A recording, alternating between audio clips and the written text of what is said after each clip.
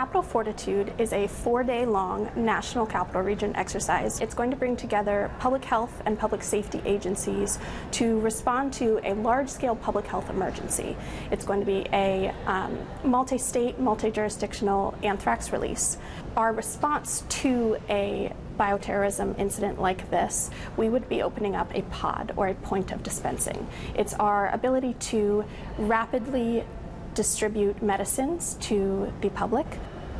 On July 19th from 10 a.m. to 12 p.m. at Lake Braddock Secondary School, we will be opening up a pod there.